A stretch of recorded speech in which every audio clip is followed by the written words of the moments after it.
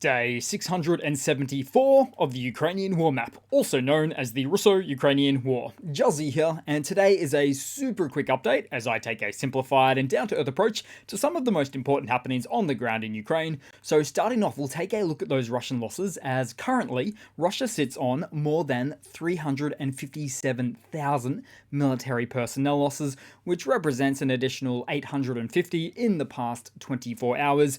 Then as for hardware losses, 13 tanks, 18 APVs, and a whopping 26 artillery, plus 35 vehicles.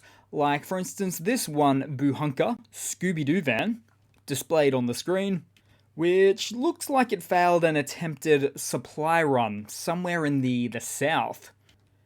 And for the world's quote-unquote second army, it's a bit surprising and frankly quite shameful that these completely unarmored vehicles exist within their military, as no other of the top 10 most highly rated militaries, armies in the world would use anything like this at all.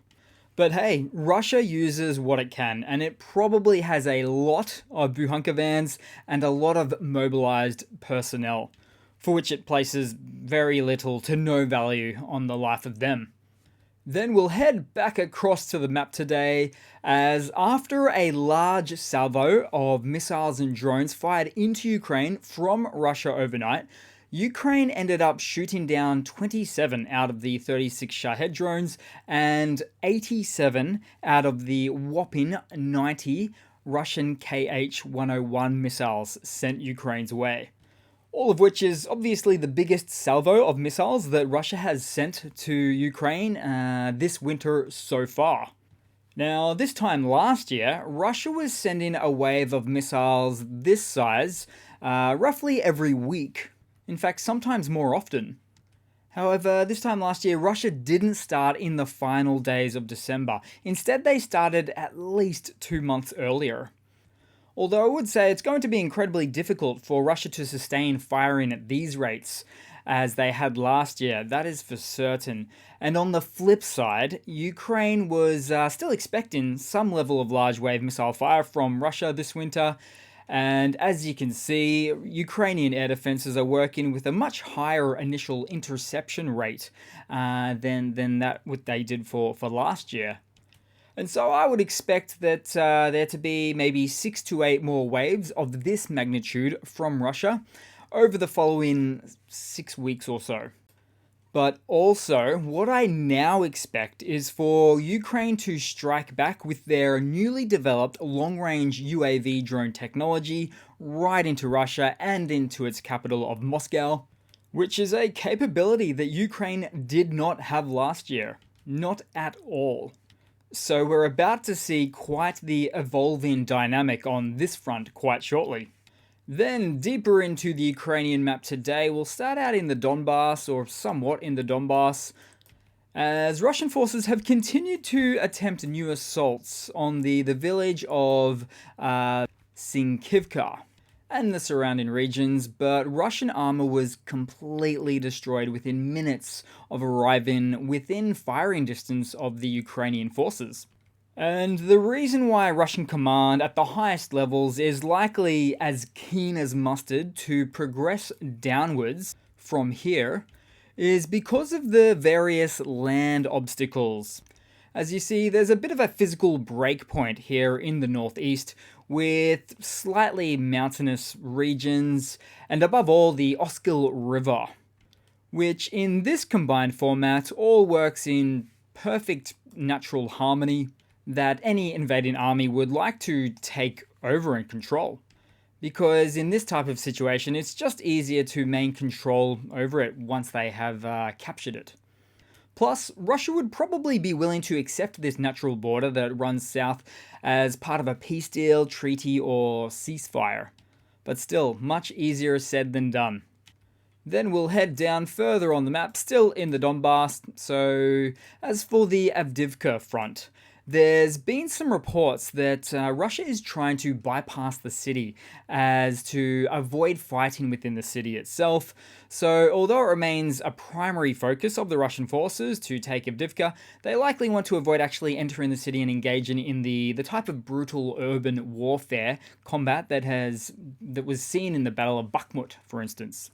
It was highly attritional, and they don't have the prisoners like they used to have to put into the meat grinder that way anymore. Then we'll briefly head south to Marinka, where yesterday Russia took the final remaining outskirts of the village to claim an end of year victory of sorts, but truly a victory that was literally years in the making for the one town.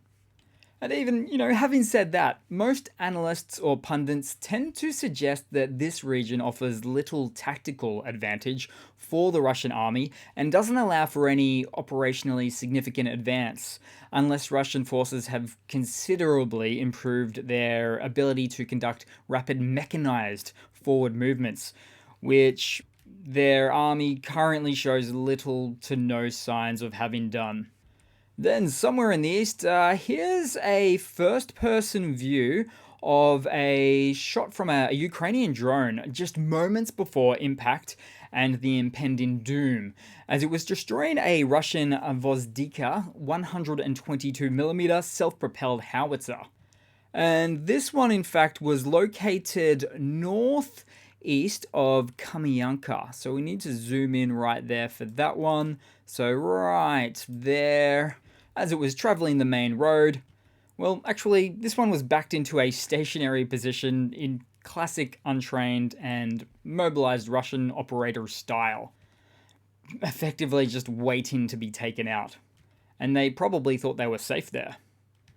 Then heading right down on the map today, as in the wake of the successful Ukrainian targeting and destruction of the Russian landing ship in the Feodosia port in the occupied Crimean Peninsula from just a few days ago there. So there's been some speculation as to the type of missile used in this attack, which has not at all been officially announced, although it is fair to say it's a Storm Shadow missile.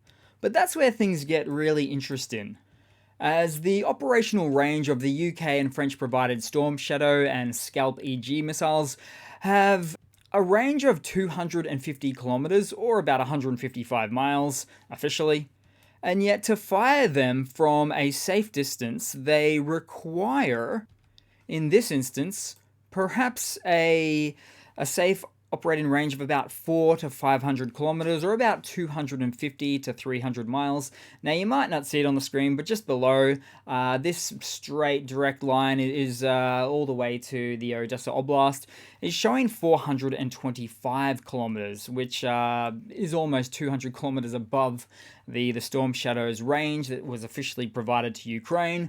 And even a safe operating range, let's just say, and it's difficult to really pinpoint, but me having put it here, this is about 320 kilometers, which is still well outside the range of the 250 kilometers that the Scalp EG and the Storm Shadow can do.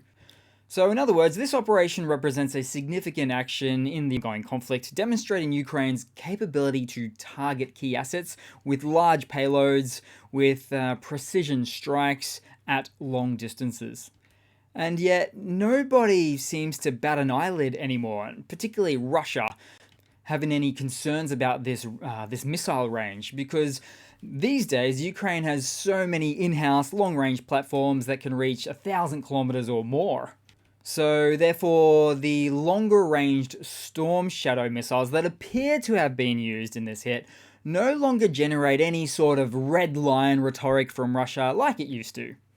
Then heading across to some news for today. So, Christian Wagner, a spokesperson for Germany's foreign ministry, has expressed confidence that the European Union member states will endorse the forthcoming €50 billion financial support package for Ukraine. And this optimism remains despite Hungary's persistent resistance to a consensus decision as it relates to acceptance of this support package size. So, the European Union, where there's a will, there's a way. Then in some other hardware related news, a bit more specific, so Ukraine has announced that it has deployed yet another type of Ukrainian developed sea drone into the Black Sea, which is naturally designed to attack Russian ships in the area. This surface drone is called the Cossack Mame, which can travel nearly up to 70 miles an hour, and Ukraine considers it to be the fastest object in the Black Sea now. Now, although we don't exactly know the production quantity held by Ukraine as yet, it's expected that there are many duplicates of this platform available for use already. Then in some Russian hardware news. So Russia plans to double production of its latest and greatest Su-57 stealth fighter jet next year, although bear in mind, their first flight for this aircraft from about 15 years ago has led to only about 10 test aircraft and 10 production aircraft. But as such, with this announcement, Russia hopes to produce 22 new aircraft by the end of next year, so by the end of 2024. But a number of issues have plagued the production of the aircraft, past, present, and future. For instance, the Su-57 development has been marked by delays and technical challenges, including issues with its avionics, advanced avionics, and its stealth features, which arguably don't really exist on the platform. Also, Western sanctions imposed on Russia due to its invasion of Ukraine has restricted access to certain technologies and components, impacting the Su-57's development and production. But even more importantly, and something that I've been following for many years, has been Russia's inability to secure any confirmed export agreements for the Su-57 jet, which has slowed down production even further due to a lack of investment from outside, because there's, for instance, reduced economies of scale, less drive for innovation and improvements, further financial constraints, obviously. And so, as for this point in time, as for the present, it looks even less likely that Russia will secure any export deals for this jet now. Then in some other news, more window pane. As in some break-in news, Vladimir Igorov, an ally of Putin and a member of the United Russia Party, which is Putin's party, passed away at 46 following an incident where he fell from the window of his third-floor apartment in Tobolsk. As such, Russian officials are currently probing the circumstances leading to his death. However, I am skeptical regarding the likelihood of the investigation uncovering any foul play or suspicious circumstances on this event. So at this point, citizens inside of Russia have got to have some sort of awareness about the tea or window jokes, and must surely know that this kind of unfortunate accident within Russia is not an accident at all, because it's happened just far too many times in Russia already, far beyond what would be considered random probability. I mean, surely, this is just ridiculous at this point. Then moving on to something else ridiculous, so quick funny to round it all off today, guys. So, because of the ongoing shortage and high prices of eggs in Russia as a result of being affected by Western sanctions, most recently we saw Putin's FSB thugs body slam a shopper who bought 120 hen's eggs from Kazakhstan back into Russia and reportedly arrested this individual quite viciously for evading the 200 ruble duty on the eggs. And I mean, it's all getting a bit ridiculous at this point, isn't it? And yes, I understand that bringing in foreign produce or eggs directly back into your own country is a big no-no, but how did this situation get to that? Poor management of the economy by President Putin, who made some horrible foreign policy decisions to invade another country, leading to all sorts of shenanigans and sanctions against the country that ended up causing the egg police to be on duty probably around the clock. So what a devolving situation, or just devolving country that this one is. So thanks again for watching, guys. Please continue to like and comment. And thanks again for supporting the channel, the ongoing support for a venture that I'm continually attempting to push out of survival mode or life support. to keep you guys updated. But hey, yeah, thanks again, and I do hope to see all of you guys there in the next one. Cheers!